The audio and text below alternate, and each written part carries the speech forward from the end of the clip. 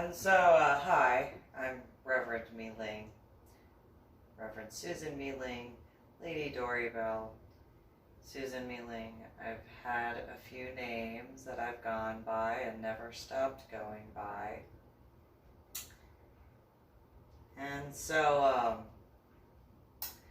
I had the chance to read certain books when I was a volunteer at Nine Lives Bookstore in San Antonio, Texas, when doing stuff as far as the online book sales are concerned. And I'm going to preface that with the fact that at some point, Michael, the owner, had wanted my military ID. He said he needed it for tax purposes, and I didn't understand why.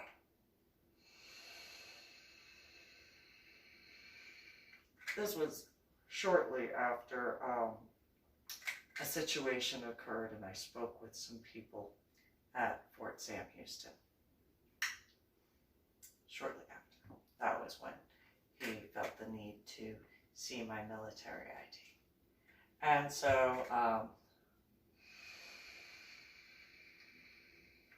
that being said,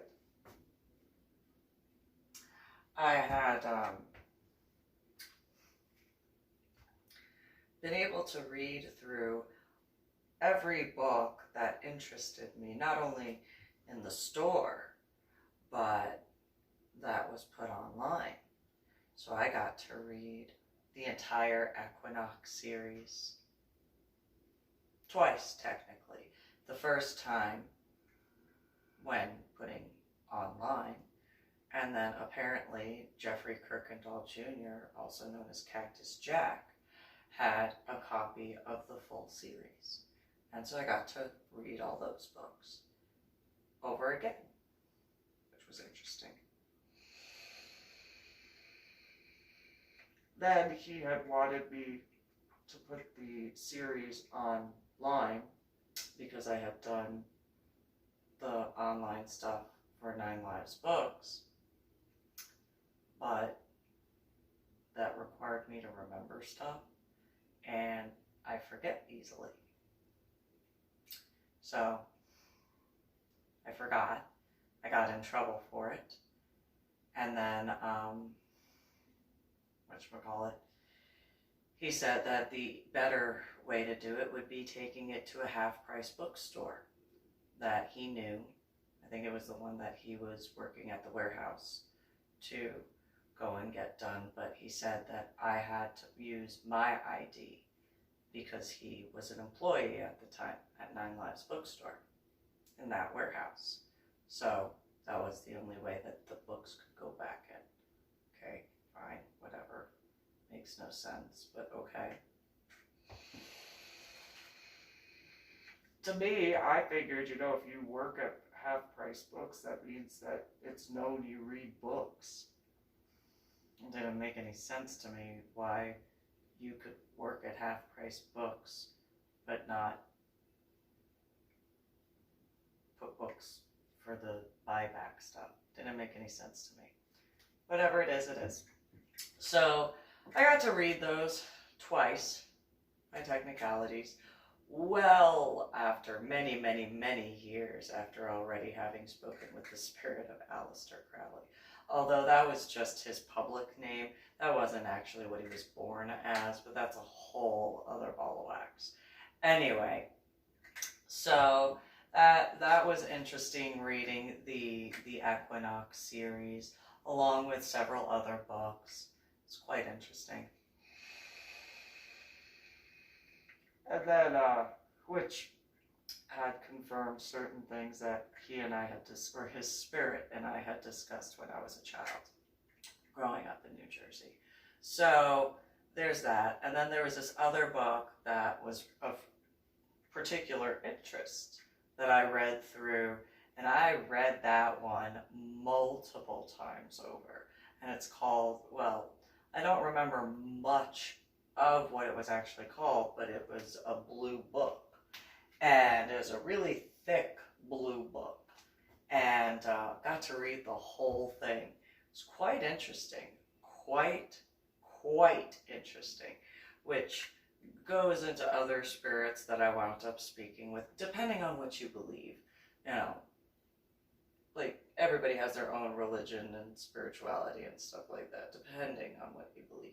And so, you know, got to read that and look through that, and that was interesting because of seeing the pictures in black and white, and specifically it kind of looked like aluminum foil that was in certain particular pictures, as well as some diagrams and some drawings that were in that particular book.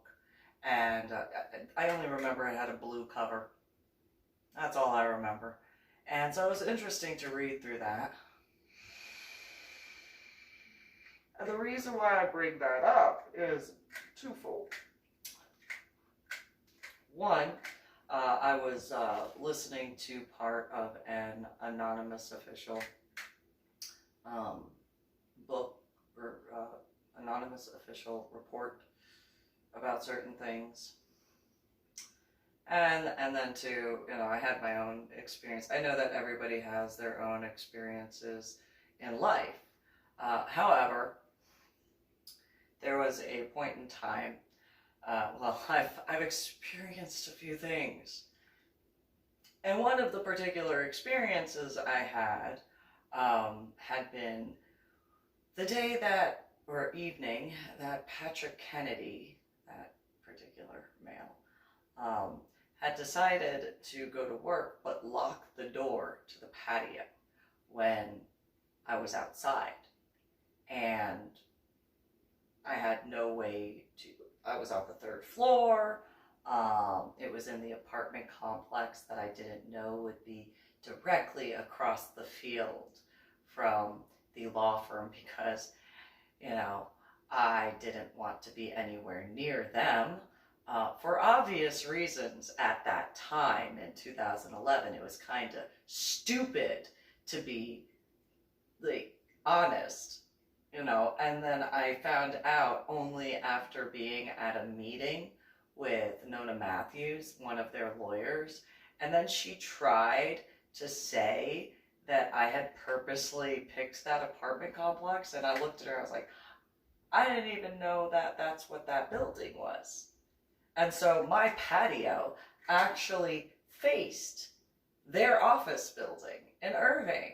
And it was one of those, well, now that I know, I kind of want to get a laser, like for a cat laser. Kind of want to do that. But I'd have to get a cat. And I don't want that. I already have one, and I don't want an actual pet one because I don't like cats. I like dogs.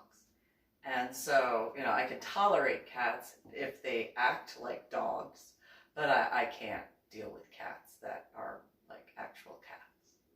It's not my thing. And so, but I didn't do it. I was very tempted to. I was very, very tempted to. Extremely tempted. But I never did. Never did. Truly wanted to, though. Truly wanted to. Just to be spiteful of Nona Matthews and that particular law firm. I don't deny that. However, I did not, because, you know, I didn't need any more garbage from that particular law firm that I was dealing with as far as what happened to my daughter and my son because of McCoy Elementary School of Carrollton Farmers Branch Independent School District in Carrollton, Texas. Did not need anything additional. And since, you know, Nona Matthews already thought that somehow my tattoos would transfer physically into her skin, I did not need that additional garbage from people like that are so judgmental. And for her to judge me, I mean, realistically, please. I mean, as if she was innocent in any way, shape, or form. I mean, seriously. And realistically, my tattoos, which obviously would not physically transfer into her, because anybody who's ever had a real tattoo knows that, you know, the tattoo doesn't go into somebody else's skin, it's only in their skin. And so, you know, when you shake someone's hand, it doesn't actually go into your skin. Duh. So, I mean, I know I'm stupid because of that head injury on Palm Sunday in 2000 and the after effects. So I'm not that stupid. But, you know, she had a law degree. So, you know, she was special. Despite the fact that I earned, you know, 26 scuba certifications on my own, and then later a whole bunch of other different things that I earned on my own, you know, she had her law degree. That made her so much smarter than me. Because, you know, I couldn't get into college. And, you know, that sort of stuff. So, but yeah, for her to judge me as well as that law firm. Realistically, please. Please. Anybody know an honest lawyer?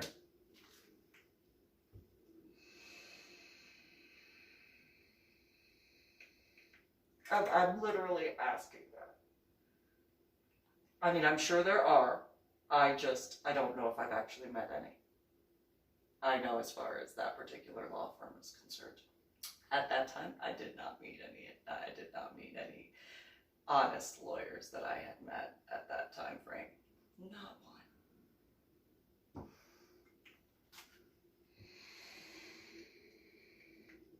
As far as that law firm was concerned. Just saying. So, I mean, I could be wrong. I just don't believe so. I mean, which ones were innocent?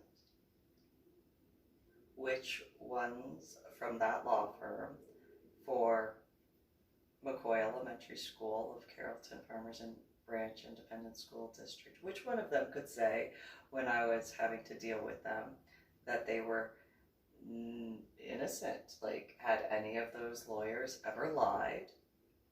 Yes. Had any of those lawyers ever stolen?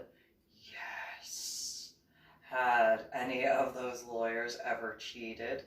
Yes. Some of them on their own tests when in law school, as well as other prior college courses, as well as high school and middle school and elementary school. That's all. But they wanted to judge me. Any of those lawyers commit adultery? Absolutely. Absolutely. And if they didn't themselves, they assisted others to commit adultery, which is just as guilty. Especially since they knew. Yes, they did. Did any of those lawyers at that point in time ever assist in covering up a murder? Yes, they did. I don't have proof of that, but I know that there are at least 3 in that law firm that did. Yes, they did. Hypothetically, of course, it's a feeling that I had.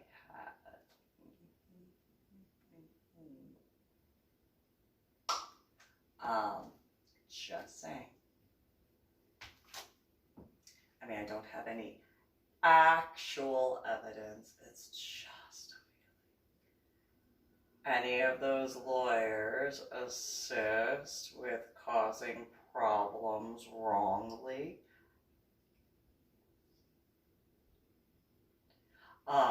Again, I don't have particular proof.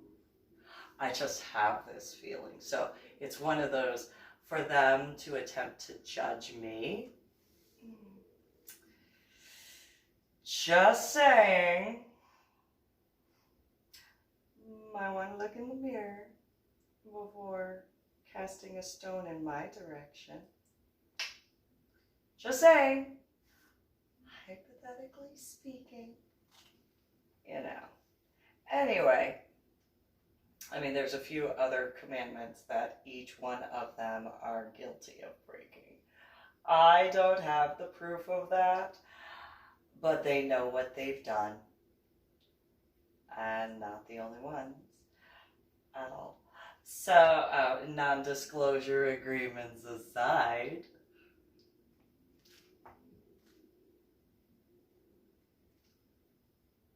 just saying.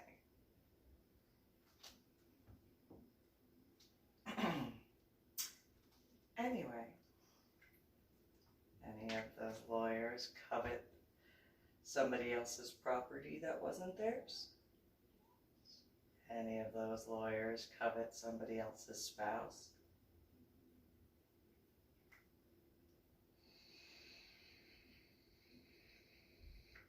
Any of those lawyers use the Lord's name in vain, or lady, or however?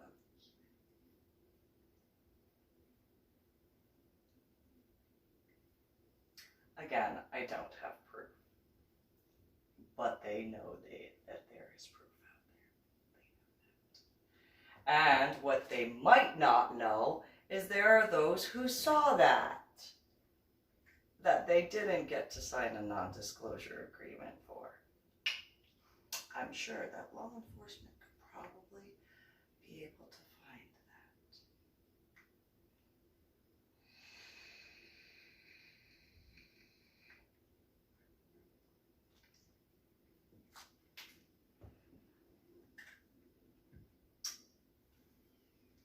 That being said, so out on that particular patio, that Patrick Kennedy locked the door.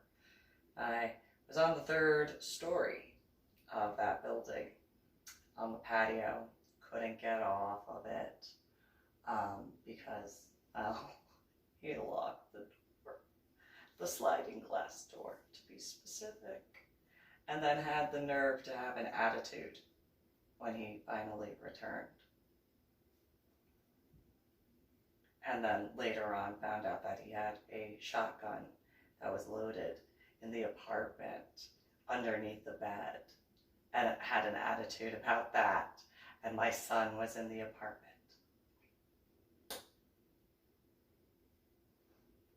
Glad he didn't wake up from that.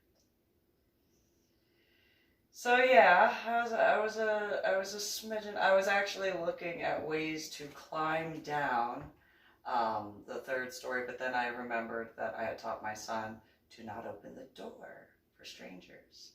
And not that he would have thought me to be a stranger, however, he was too short to get to the peephole to be able to see.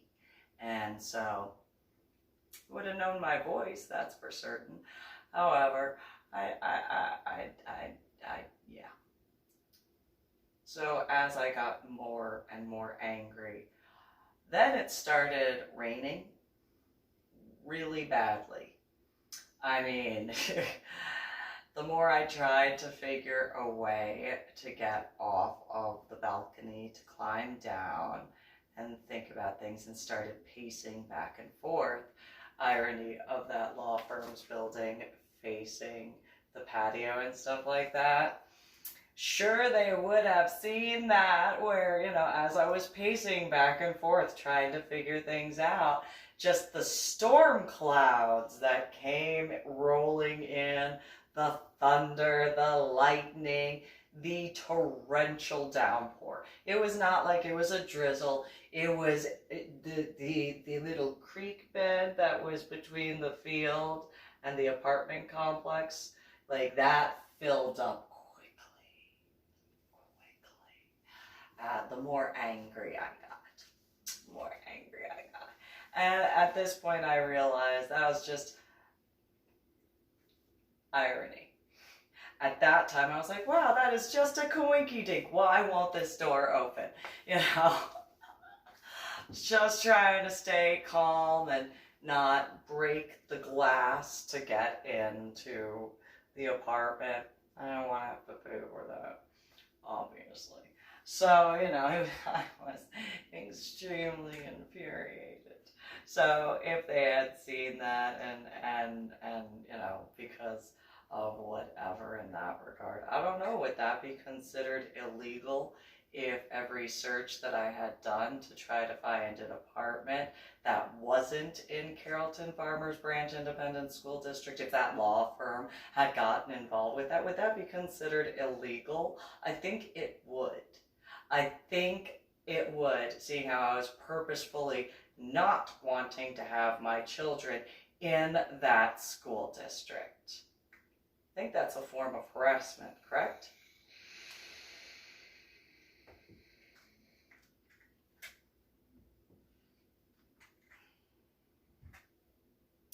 Just saying, hypothetically speaking.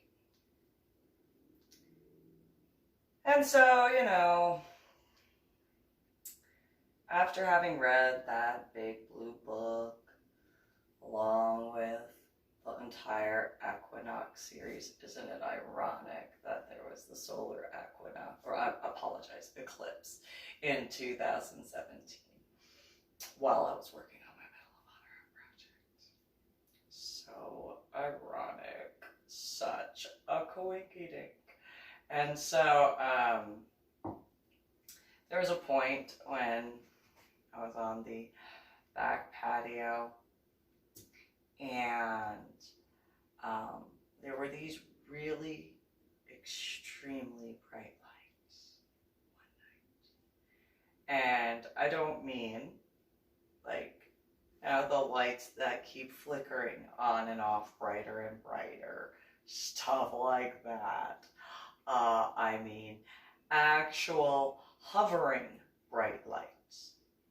And it came shortly after I was looking at something online, getting another threat online, you know, just another one. And by that time, I could not count how many threats I had received through FetLife, especially. Not forgetting Facebook, though, mainly through FetLife. And so,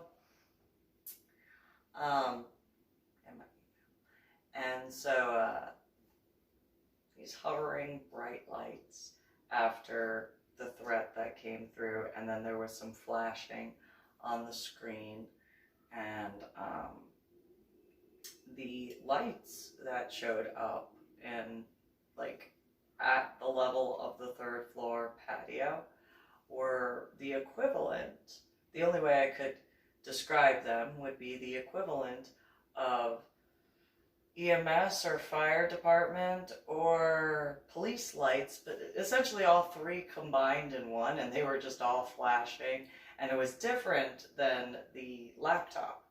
And so there was this constant bright flashing, and there were individuals that were all of a sudden on my patio. And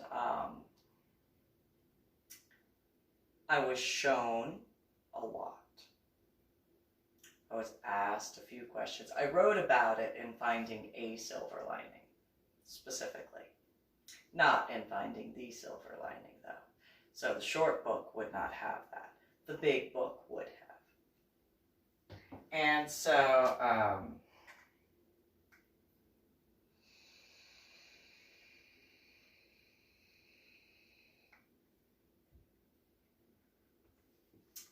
as the individuals essentially did the equivalent of a medical exam on the patio. They had checked my pupils. They had looked into my ears. One set was looking in my pupils while the other set was looking in my ears. The other set was taking vitals, and they were all doing it at the same time. And so, like, there was just, however you want to put it, and it was just this extremely bright set of lights that were just flashing. And then they had asked me to take a look at stuff. And so I saw my physical body on the patio, and I looked and saw what they showed me, and they showed me all these different like little pathways and different examples from the point I was at in my life, as far as my son, making sure he was squared away while everything that was going on with my daughter. And so I was shown, you know, just all these different ways to go from where I was at. I was shown my past as far as like where I had been like raised and stuff like that. Certain things that I hadn't remembered before my head injury on Palm Sunday in 2000 I was shown. Some differing from what I was told by my biological family, and so on and so forth. And, you know, they had showed me certain other things that were, you know, well, I guess you wouldn't. I was shown different things and different pathways that could be taken, and certain obstacles and problems and different things that you know, made sense to me. And I was asked which path I was going to take, and I said I didn't like any of those paths at all. Not one of them. Not one of the paths that I had seen. And then there was another individual who came forward and changed places with the individuals that were there, and called me by my middle name instead of my first name, as all the other ones had, and spoke for a while, and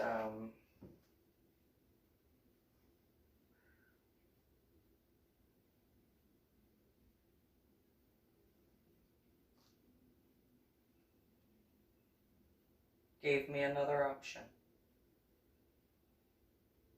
because that particular one had known about certain other aspects, and brought up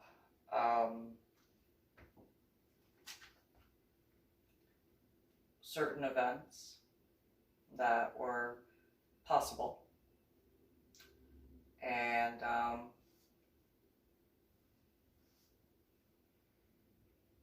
asked a few questions, and then I was told that I had not responded in a way that was expected, because of other people that that particular group had checked out and spoken with, which apparently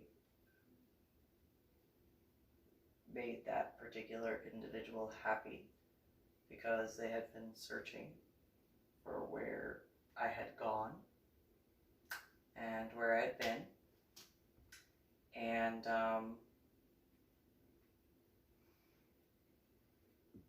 we talked for a while.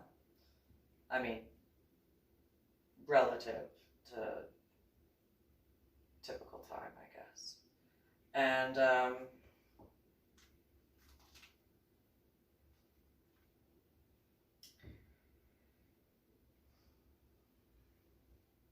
explained a few things as to the path that I was choosing in comparison to what I had been shown, because of the fact that I was not willing to choose any of the other paths. And that particular individual, depending on what you believe as far as, you know, not just spirituality and religion at that point. I mean, I've told people throughout the years, since I was a child, well before I had injury on Palm Sunday in 2000, that for humans to think that they are the most intelligent life forms in the universe is extremely arrogant. And so, extremely arrogant. And so, essentially, was asked a few other questions. And,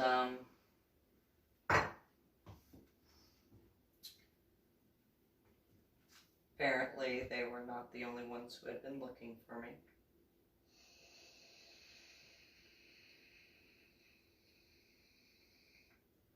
And,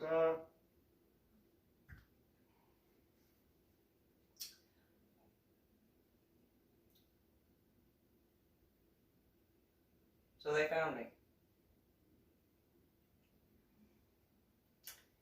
And so, in certain regards,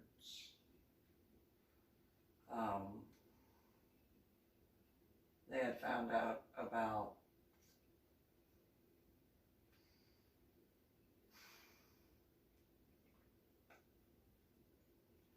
so I'm sure that there are individuals throughout the world who have obviously found out about the fact that I landed next to the USS Vandenberg and surfaced, obviously, the pictures that I took. However, if you choose to believe in intergalactic aspects, they found out much sooner than certain individuals.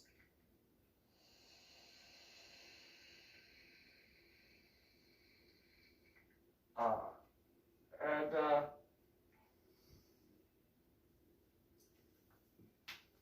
you know,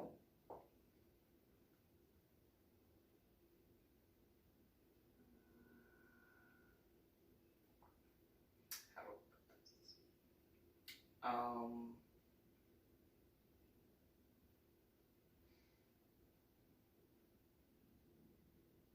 Well, I guess the question is, what occurred the day that I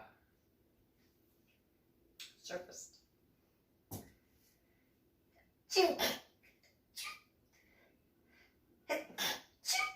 Excuse me. And so,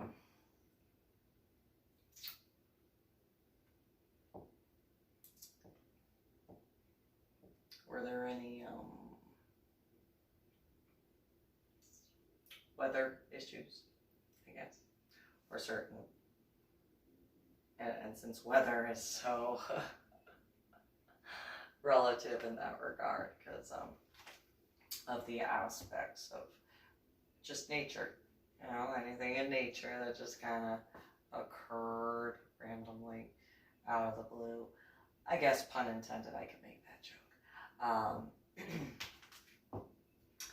However,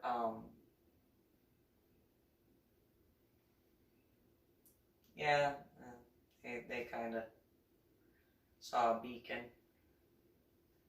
and had a few questions and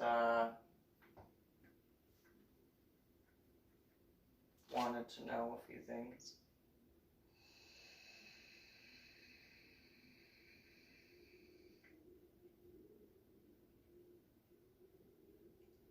As to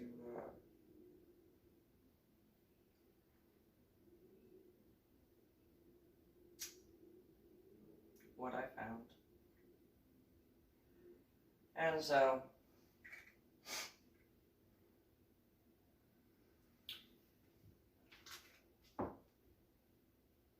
well,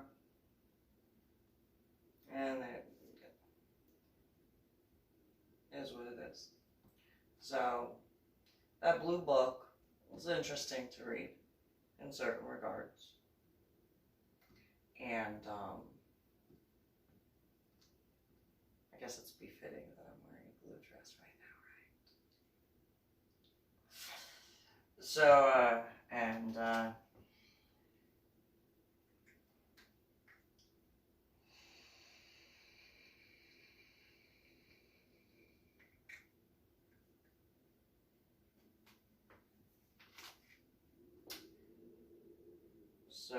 oh, the wind is kicking out. So, yeah, the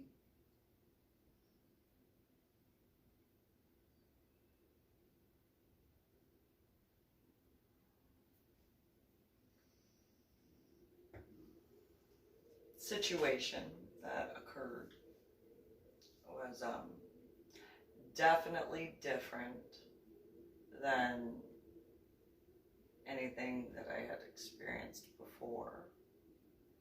And I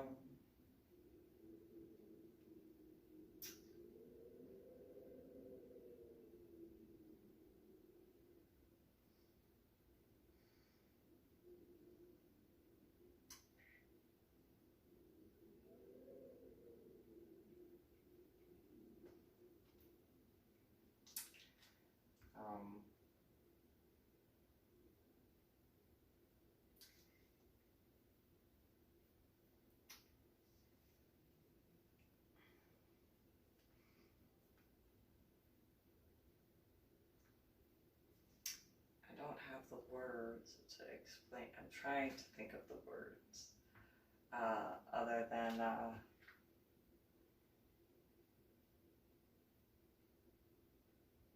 I guess simply I was accurate.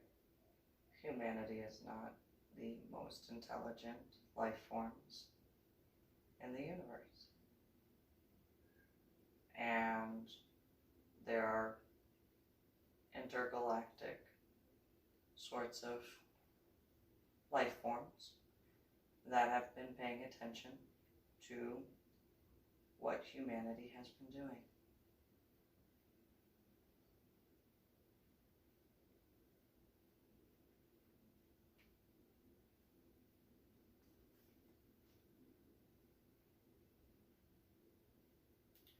So I had a conversation with, and I do mean conversation by my terms of what I've dealt with in that regard to that particular individual. And so long as, you know, people start doing and being better,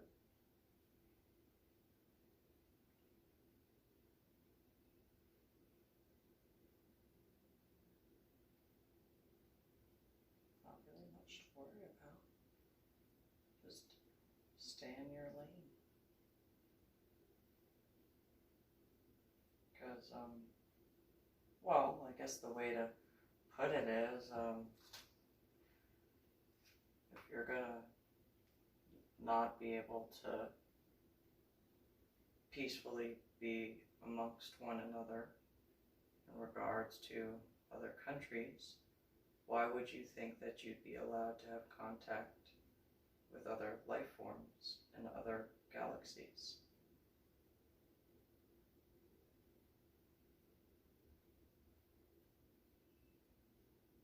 Not to be rude, just pointing that out.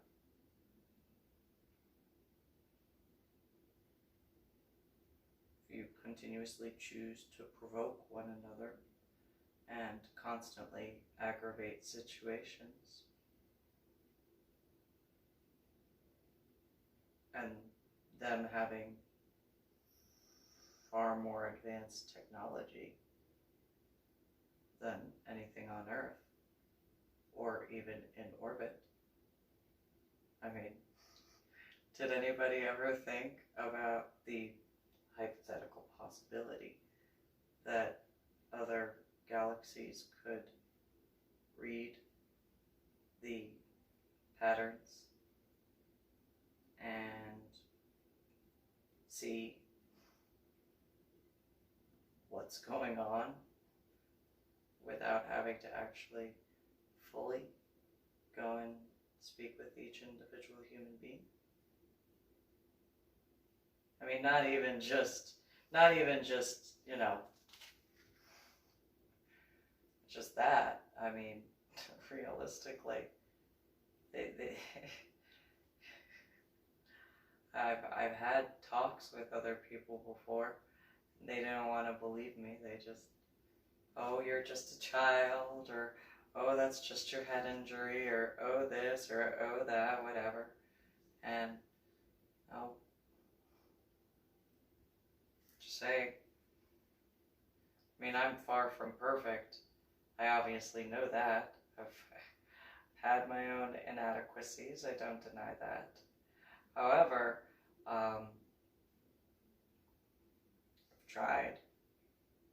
And so, you know, I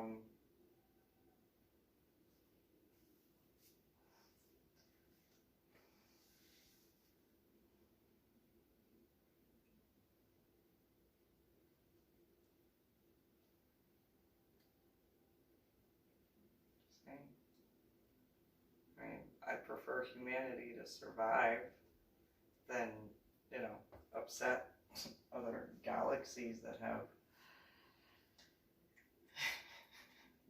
this.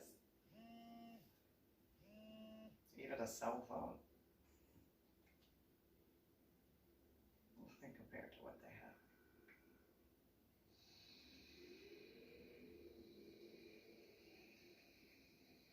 As far as technological advances.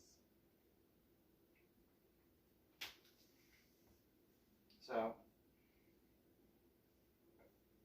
just saying. I'm trying to be rude. Just pointing that out. Just so, you know, tried to give warnings. But again, I was told that, oh, just a child, or oh, that's just your head injury. No, it just makes sense. So, I mean, well, yes, science and technology obviously have evolved. I'm not denouncing that. Obviously, it has evolved. I mean, if you think about back when, you know, Genghis Khan was around, or when Cleopatra was around, or, you know, I mean, even Baba Yaga when she was around. I mean,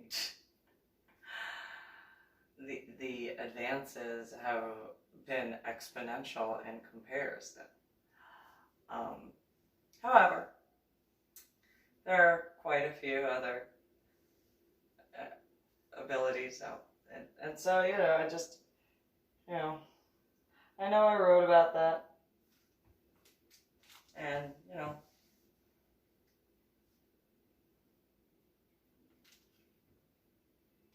didn't talk about it because, well, how many people, when I knew them, believed me when it came to my head injury on Palm Sunday in 2000, the effects from? How many people believed me when it came to a lot of different aspects of, you know, what I was dealing with at those different times? How many people believed me when it came to the threats I was receiving?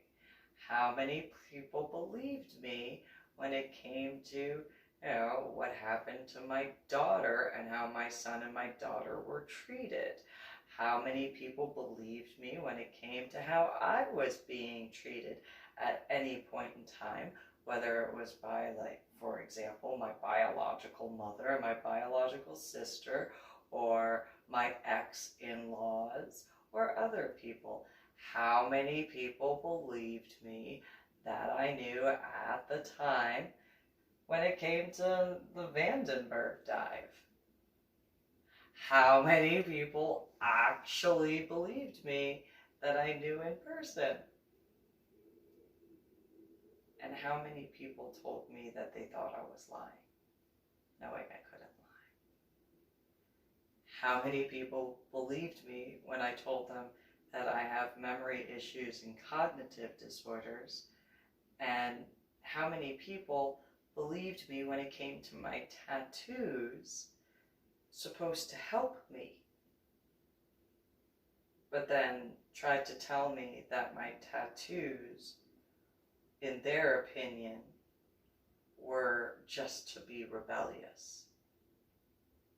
I mean, I only recently figured out that I need to not wear pants to be able to see the tattoos on my legs, because, I got them for me to be able to remember stuff and to help my memory. And in the shower, I can see them when I'm washing, but out in general public, can't see them because I normally wear pants. That probably has something to do with the cognitive issues. But did anybody believe me? Then, when I put the tattoos, or had the tattoos put on my arms, on my hands, then I had better ability to remember some stuff. But it wasn't until this, and then this one, and the filling in of the symbol with the peony flower that I could actually notice it. How many people believed me when it came to that, as far as the tattoos and the cognitive stuff, and then gave me grief as far as the tattoos on my back and my neck, and I didn't understand. I mean, I know there were people who asked me about it at the time, and I explained, well, it's supposed to help me remember stuff. Nobody asked me, well, did you realize you can't see them? That didn't ever click for me. But instead, I wound up being persecuted and treated in ways that realistically, what I wrote in Finding a Silver Lining and Finding the Silver Lining, as well as the compilations of stuff for the documentation and Finding a Silver Lining, I mean, and then the combining of the two, is how I was treated.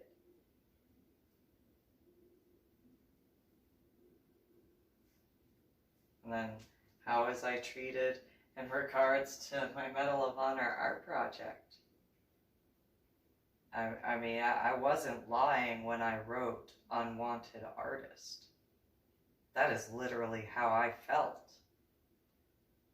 Because who came to speak with me and tell me, I mean, yeah, I was told, what I was doing was nice.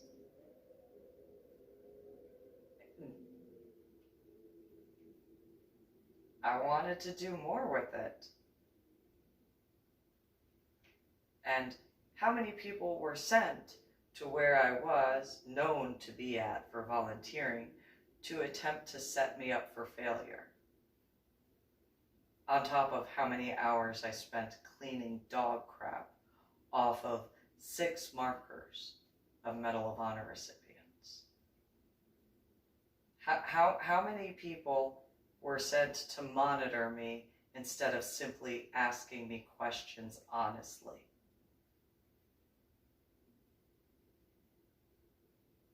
And then, why would I be in a good mood?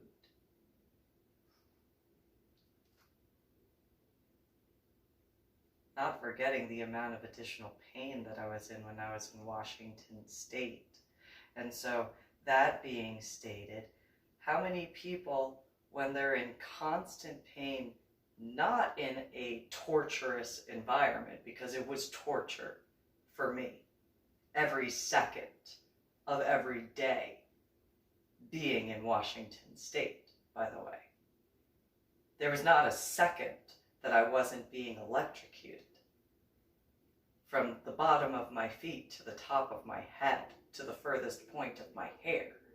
So there wasn't a second when I was in Washington State that I wasn't physically being tortured because of the electrical stuff there. How many people would automatically tell the truth? I couldn't be the only person. So if whoever had anything to do with how I wound up in Washington State with my son, who was minor at the time, how many people thought that that I was put into that vicinity because of me being honest and saying my issues with technology, that a 6-year time frame of continuously being tortured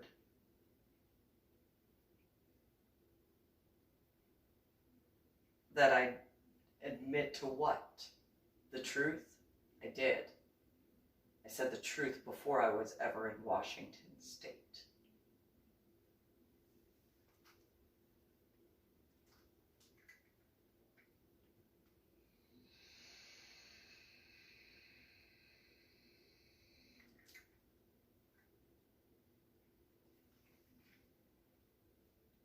So, I would guesstimate that if there are certain things that have occurred randomly since that time frame, that probably some signs for others to pay attention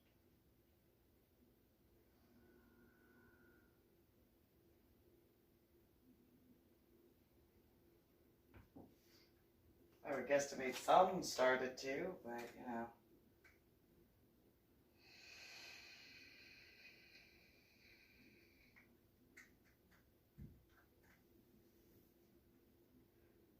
Saying.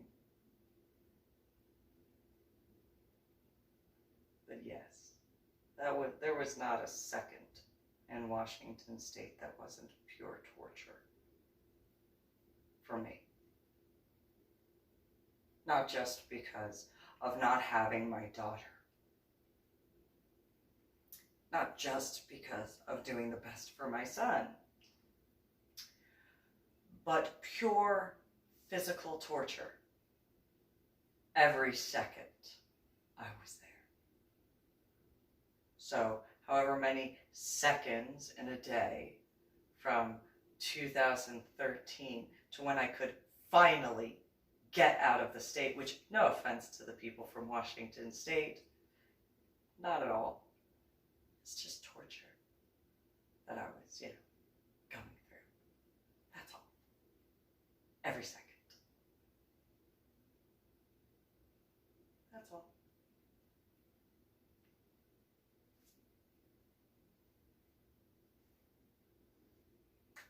No big deal, right?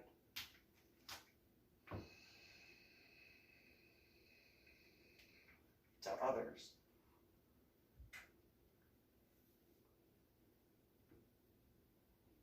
That were a part of whatever in that regard.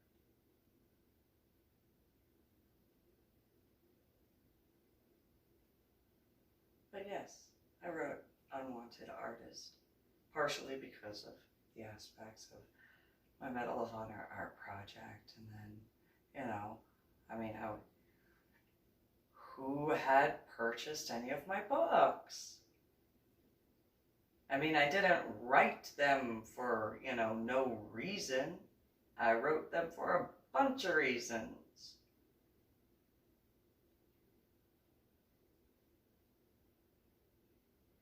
As far as finding a silver lining and finding the silver lining, those were the only book references in regards to the one aspect of that sort of way.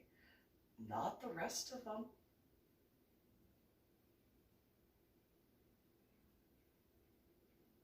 At all. I mean, I did write Curious Children book series, 2 different books for that. FailSafe, Kennedy Curse fused with science fiction fantasy, as well as the 3 books and the paroxysm of the lotus. Not one.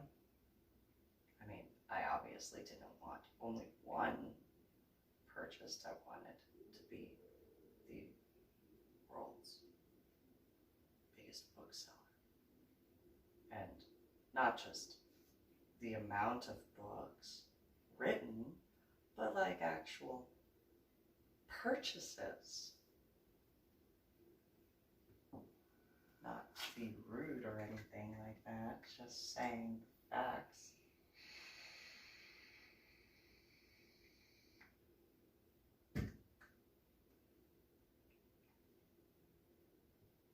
And as far as middle of honor art project and painting, I did want that to become bigger.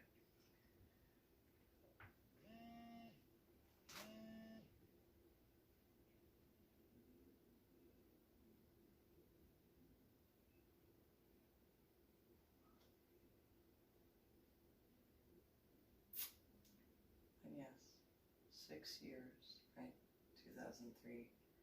2013 to 2019. Not forgetting, what I dealt with personally before winding up in Washington State.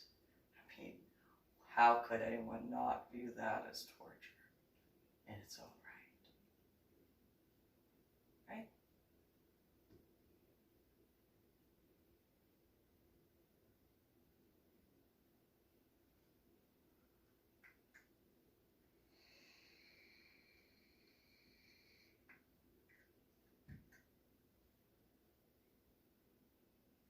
Not trying to come across as rude.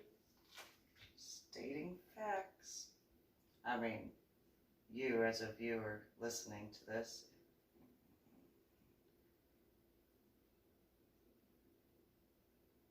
what would you think? As far as if my life was yours.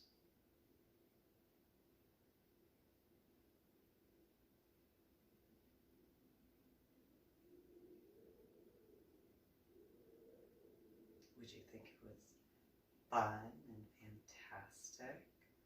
Or would you look at it as a lot of torture? And I'm not a masochist. I'm not a submissive. Just saying.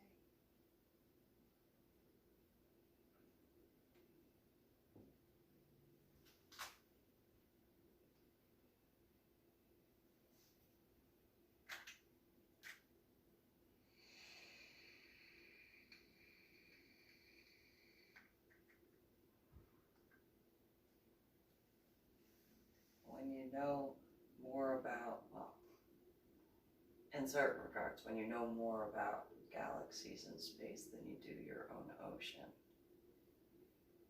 and what's in the ocean, then there's that aspect of that blue book, returning to that point. So, I'm going to end this particular broadcast because I'm not calming down right now. No relief from my physical pain, nor my stress at this point in time. Be nice, and I don't mean that in the Anna sort of way. I mean it actually would be nice. So you have